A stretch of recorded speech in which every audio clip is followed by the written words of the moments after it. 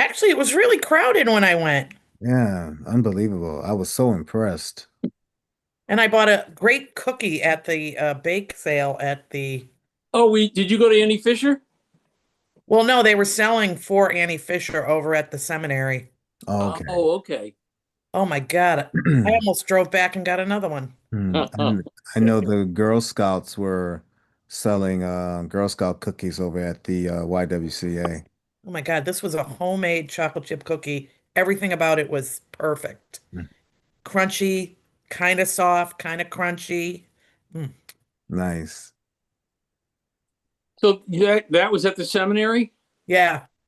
Because I went to the seminary at about just a little before 9 or right around 9. I don't think anybody was there selling Oh no, anything. I was there at like 3 o'clock, 2:30, 3 o'clock. Okay. All right. Yeah. Because I know they were also at Annie Fisher because my And they were selling for Annie for Fisher. Annie Fisher. Very Yeah. clever. They were.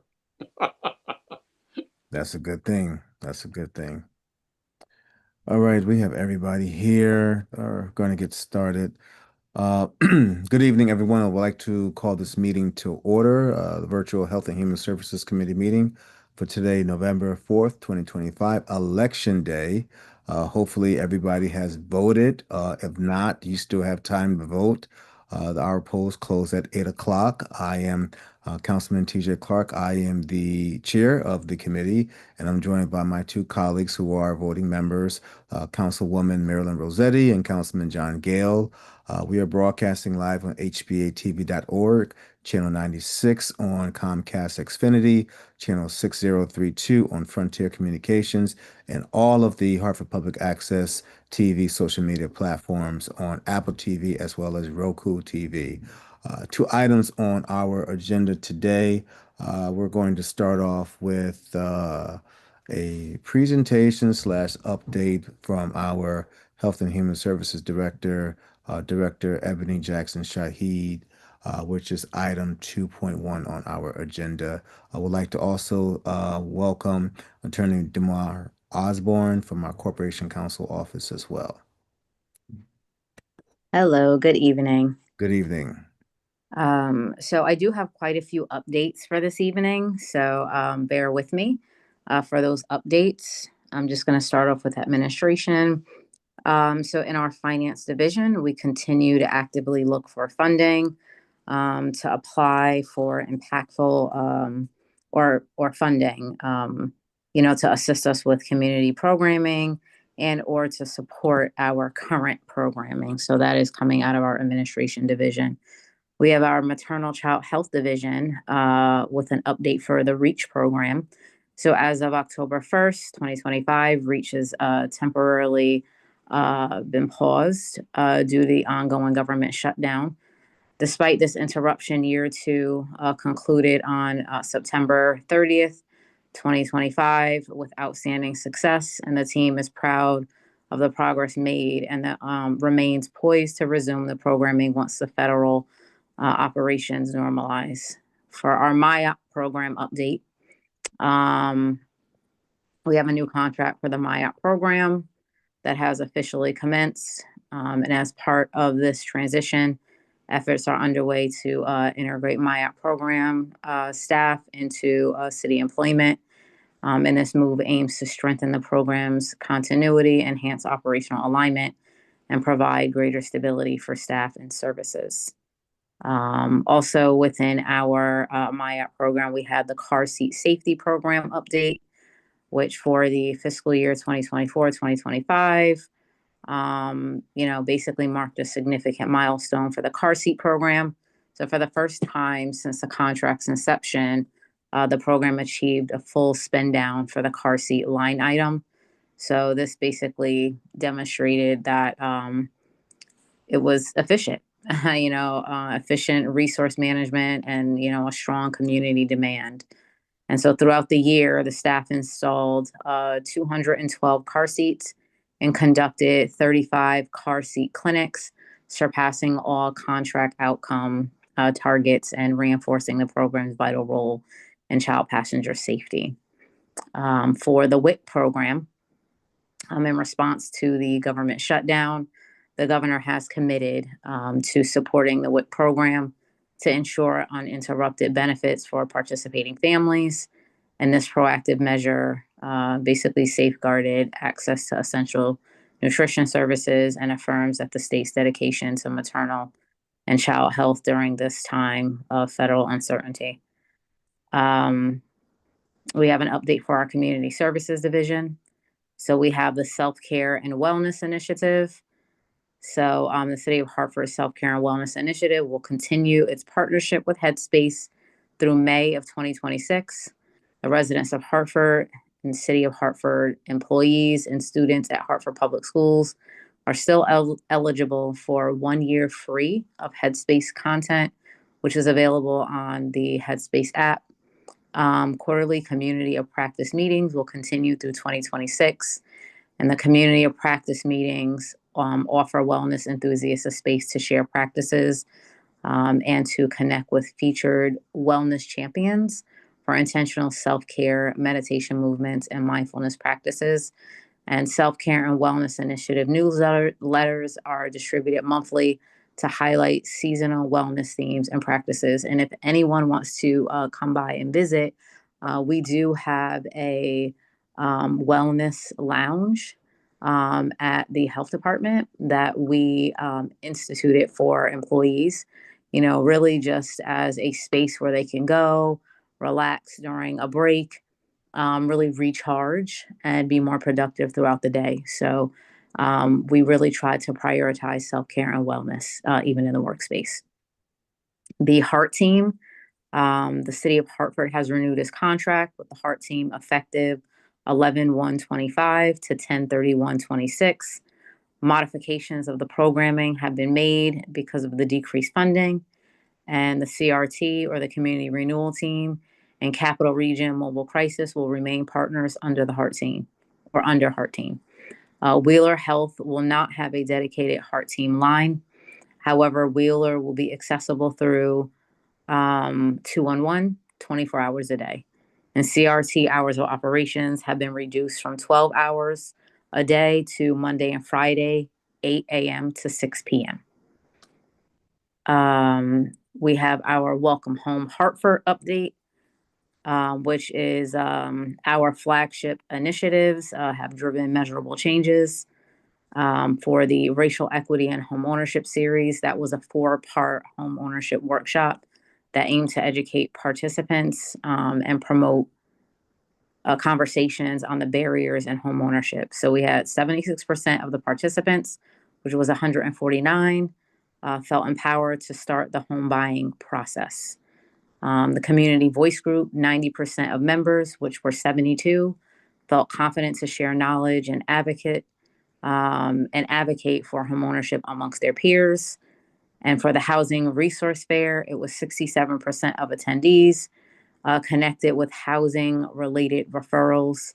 And then we had Discovering Hartford, Family Fun Fair and Expo were more than just an opportunity to connect families with housing resources, but it also was a celebration of all things that make Hartford great.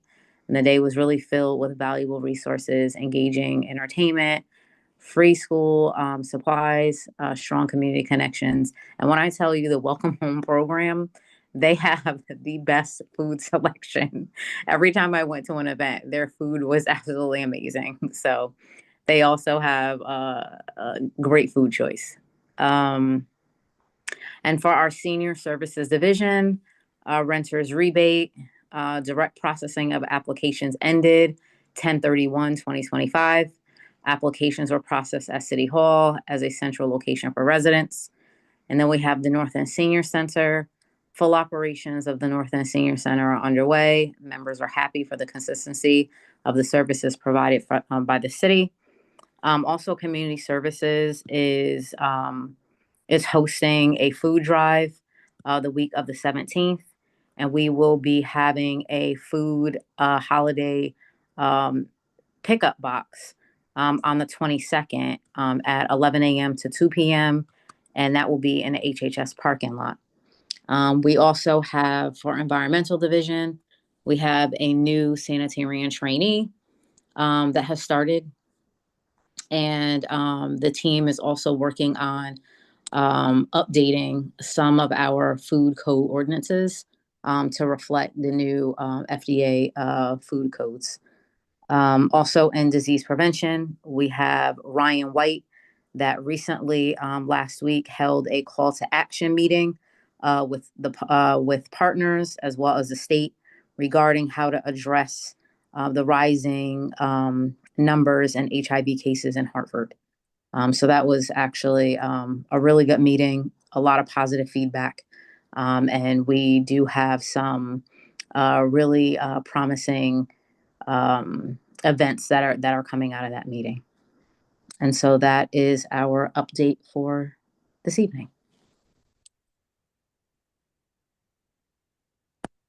Thank you for the update. Any questions from my colleagues? Councilwoman? Yeah, Director, I'm a little, explain to me what we're doing with the Heart team again. I mean, it's such a valuable asset. It sounds like it's really being kind of dismantled. Nope, not dismantled. So the Heart team has renewed the contract.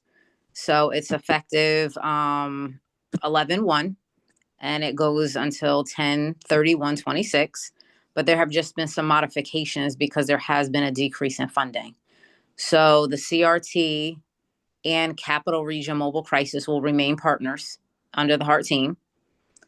Wheeler Health will not have a dedicated Heart team line item, right? However, Wheeler will be accessible through 211 24 hours a day.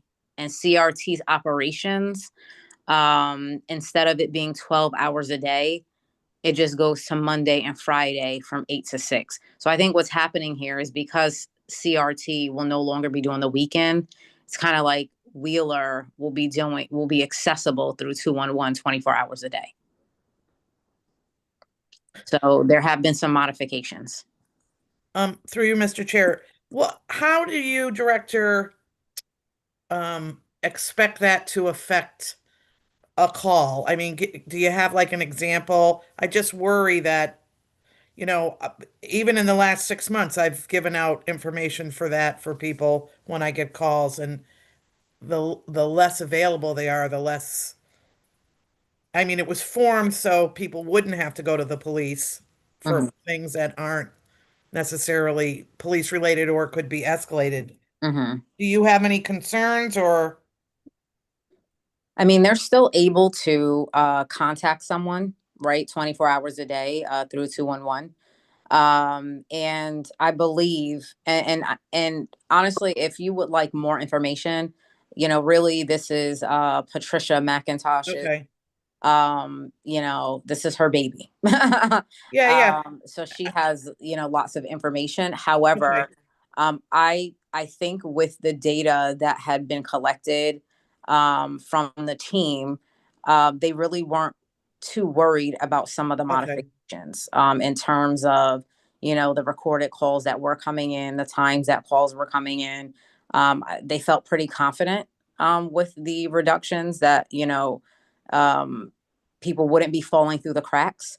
However, if you want to know more about how this new model, would look, then we can have a discussion with Patricia, and she can fully explain it, along with our partners with Okay. actual Yeah, CRT. I don't want to, I just, and the changes relayed to everybody who's a part of this correctly. I think that's a part of the problem too sometimes. We all know, but then all the other people.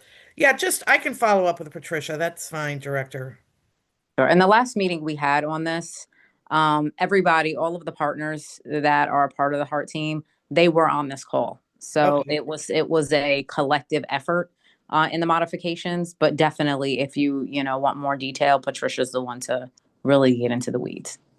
Okay. All right. Yeah, that'd be only because we use it where I am, Mhm. and okay. So that'd be great. Thank you so much. You're welcome. Thank you. Thank you, Mr. Chair.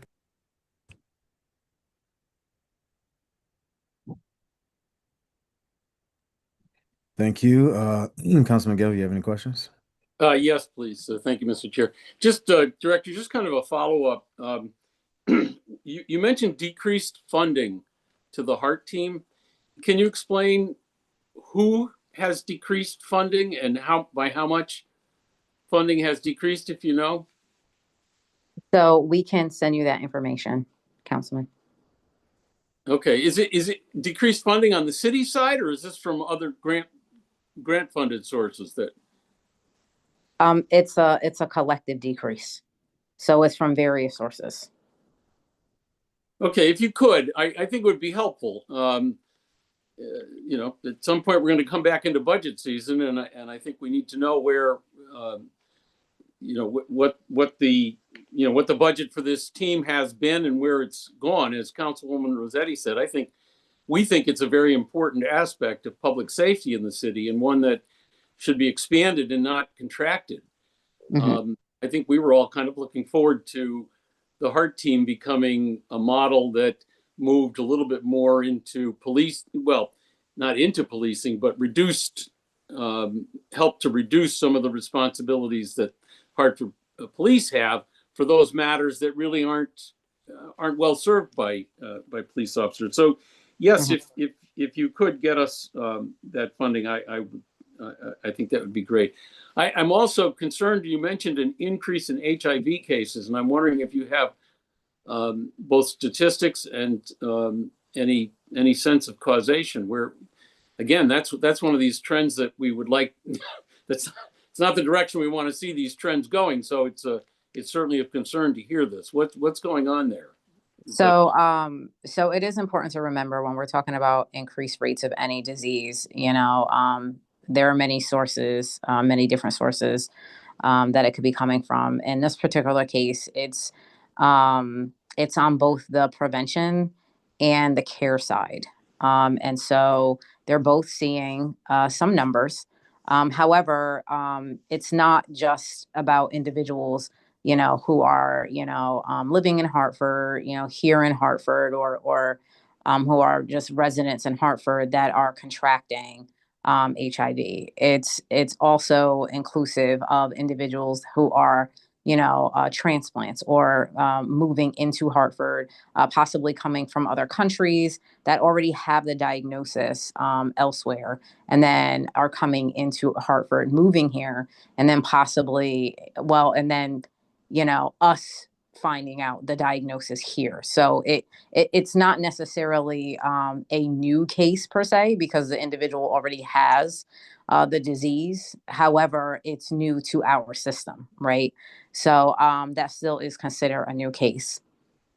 However, there have been, some new numbers where, it is individuals that are in Hartford that have newly contracted the virus. And so, what was discussed in the call to action meeting, that I thought was very impressive, is that all the partners were on the same page to how do we solve this crisis, and what are some of the things that we can do that we weren't doing before. So definitely, some talks about upping outreach, changing possibly where we do outreach. A lot of times as organizations, sometimes we get a little stagnant in where we're doing our outreach, right? Because we've been doing the work for so long. Sometimes you need to switch it up. Sometimes you need to, move to maybe a mobile, outreach model. And also, how do you do the outreach? Maybe, tabling is something that, we've always done. However, maybe we need to switch to more of a model where we are, doing more campaigns, and, people are seeing more posters, and, they need to see consistency where they're, going shopping and where they're doing laundry, and, so there are there's a lot of conversations on how we change outreach, what that looks like, and, you know, where we do outreach. And so I think that, with all partners being on the same page, that, we're not going to prioritize funding sometimes, because, with organizations, it is also about, the money that we get in, and the areas that we serve, and the numbers that we collect. But I think that we're all on the same page with it being, this is a mission, and this is what we need to do to make our population healthier. But if you want the exact numbers, there was a couple of reports that came out of that meeting. So there were the direct numbers from our Ryan White team. And then there was also a presentation of certain, hot spots in the city of Hartford, where there's just a lot of activity in certain spaces, and that came out of the state. And we can send you that information so that you can look that over. I would like those reports if you could send them over. I would like to see some actual numbers as to how many cases we're finding and what that percentage increase is. So thank you for that. Last topic, rodent control. You have any, can you tell us anything about the state of our rats in Hartford? Are they on an increase, a decrease? We holding our own? What's been the recent experience in the city? So it's interesting that you asked me, and we we also got some inquiries too around the rattiness of Hartford. And so I think, when we're talking about rodents, there really is a difference between a classification of rodents. And so the rat population is what the health department prioritizes, right? So we deal with exterior of, buildings, restaurants, residential, but it is the exterior of a building. And we deal with gassing burrows, right? So in terms of rat populations in Hartford, we've actually, based on complaints that are coming through, we don't really get as many complaints as we used to. And, restaurants and, other businesses are telling us that they're really not seeing as many rats either. So I think our methods, our gassing methods are working in terms of the rat population. I think what we have seen or heard that there's an increase is mice, right? And so there seems to be either an increase of mice or just an awareness that people can reach out or contact someone about their mice issue. And, sometimes that's us, sometimes it's not, sometimes it's other individuals. But since they think that we just deal with rodents in general, sometimes they do reach out to us, and we do not deal with mitigating mice. So it's interesting when people ask, us, how is Hartford doing with rats? A lot of people don't really differentiate between mice and rats. They just say it's a rat. Also, it's a cultural thing too, depending on what culture you come from. Some people call mice rats as well. So in terms of the rat population, however, it seems like we're doing well and that we're decreasing the number of rats in Hartford. However, when it comes to mice, that is a different story. So I would not have the exact number, for mice. But if you'd like to see something on cases, that we do per month, or, inspections for rat population, then that's something that we can provide you. So it's complicated because I understand the distinction, and that's helpful to make that distinction. Somebody recently mentioned something to me about statistics countrywide based on people like Orkin, these professional pest control agencies, and how many calls they're getting in various places. And I would imagine that those types of professional pest control outfits are getting calls on mice. mm-hmm. So it's not going to really tell you the entire story. But I think our concern really is the rats in the first instance. These are the ones that carry the diseases, and these are the ones that we really want to keep under control. So I'm glad to hear that it appears from your perspective and from what your feedback is from your rodent control inspectors that the rat situation in Hartford is under control and potentially diminishing. So that's sounds like good news. However, the mice, they do. I just wanted to, make a comment about mice. Mice do cause, disease, though, especially mice in, apartment buildings. Like having, mice, can increase, asthma. There are also other diseases that you can get from mice because mice are, leaving urine tracks around, in a space. Also, they leave a feces trail. So, mice can be hosts for diseases. So, you know, having, lots of mice in a space is not good either. So that's why, if you have restaurants, if you have companies like Orkin or, other large pest control companies getting lots of contracts from restaurants or from businesses, it usually is not because of rats. It's because they're coming in because there's a mice population. But that's not a good sign, to have mice either. They're a little bit, um, I guess more of a nuisance. They do, travel up building heights, a lot better than rats do. Rats are typically don't, you don't really find rats on the fifth floor of an apartment building. However, mice, they do, climb up to fifth floor. Like you can find them in any, story. Rats prefer to be underground or ground level, maybe a second floor.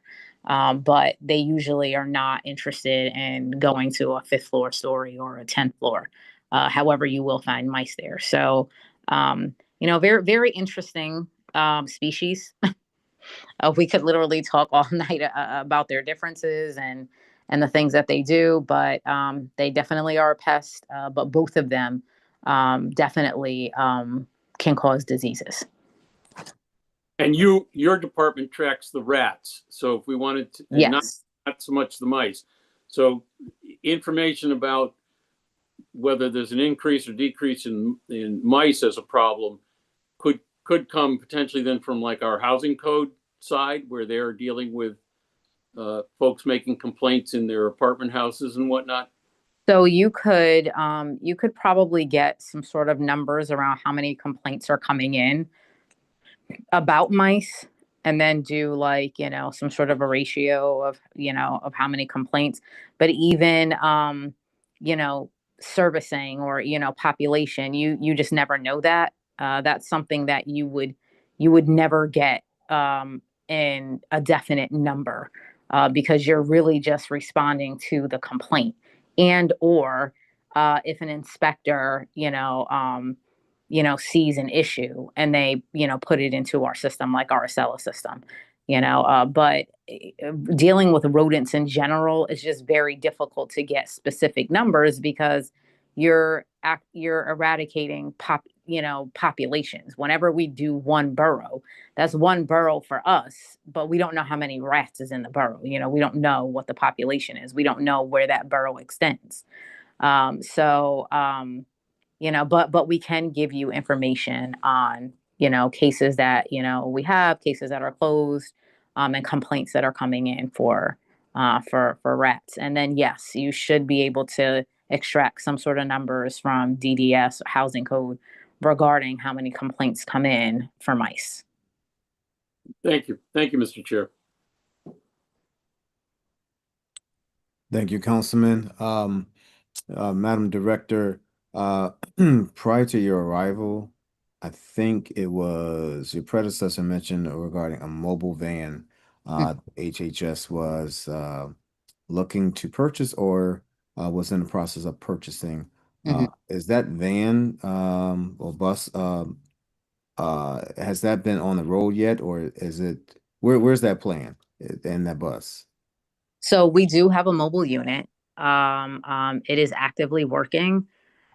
We actually are in the process, though, of fixing the exterior of the mobile unit. So there was a misprint that was caught after it was delivered. And so the mobile unit needs to be, we need to actually correct some of the writing on the mobile van. But we do have the mobile van. The mobile van is licensed. We did get that license, and hopefully we'll have it back on the road soon. But we have used the mobile van since we've had it. We just don't like to take it out as much because it has that it has the misprint that needs to be corrected. Okay. So when that misprint is corrected, what would be the schedule on that van being out in the community?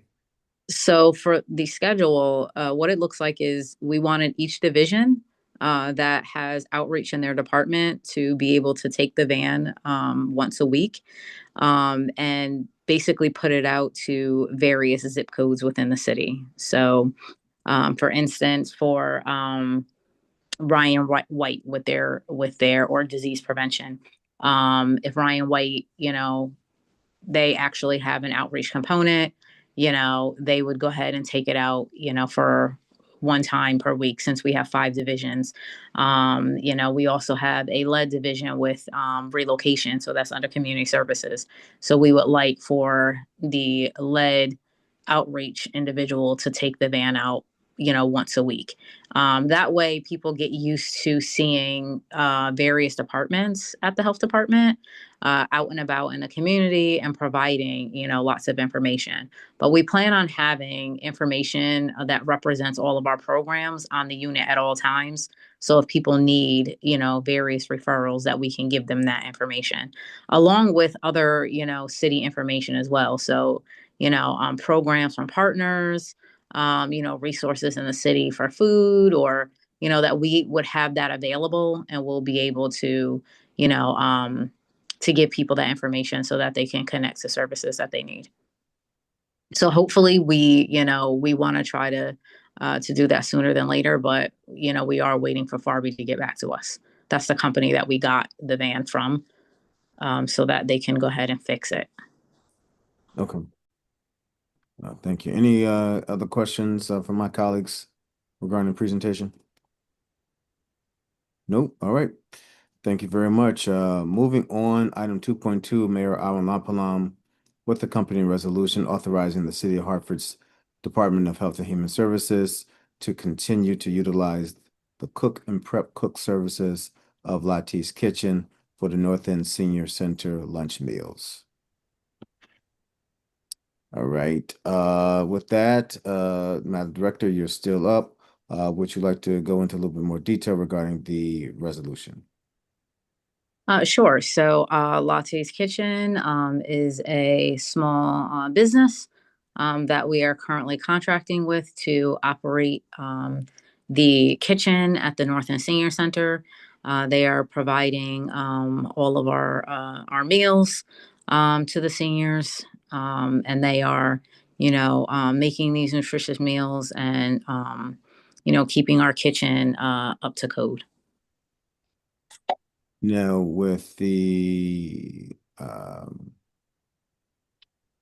new vendor, how long have they been servicing the North End Senior Center?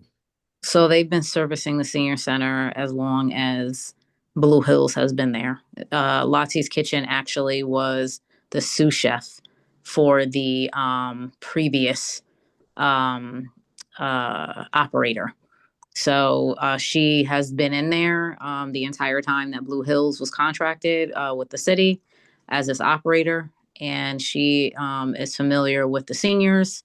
And she also was familiar with how to operate, the kitchen, as well as working with the state to make sure that all the nutrition plans are followed. So you said she was there since Blue Hills had the contract. So was she working with T&J had this contract before? So was she working as a paid employee of T&J? So no, she wasn't. So she was the sous chef, but she technically was a cook for Blue Hills. So she was a cook for Blue Hills. She was an employee of Blue Hills. However, she served as the sous chef for, I believe, T&J. So were there two contracts then through Blue Hills? Because T&J No, there wasn't. There was only one contract with Blue Hills, so they contracted him, but then she was their cook and she worked in the kitchen with the person, the T&J operator. Okay. I think I'm following. So once Blue Hills could no longer operate, she technically was laid off because she was their employee. She wasn't a contractor. That's why when Blue Hills actually separated with us, we had to get a new contract for her because she did not have a previous contract. She was actually an employee of Blue Hills. And all right, so she was an employee of Blue Hills, and T&J had the contract for the kitchen. Uh, Mm-hmm. so um, when the separation, when the contract expired with Blue Hills, Mm-hmm. end of this year, Mm-hmm. that severed the contract with Blue Hills and T&J. All right, right? Yes. All right. And so were there any discussions regarding getting T&J on board? So when the separation with Blue Hills, the remaining cook that remained cooking in the kitchen while the transition was happening was Lottie's Kitchen. So we appreciated her dedication to working with the seniors and assisting the city with keeping that center open and providing the meals that were needed for the seniors.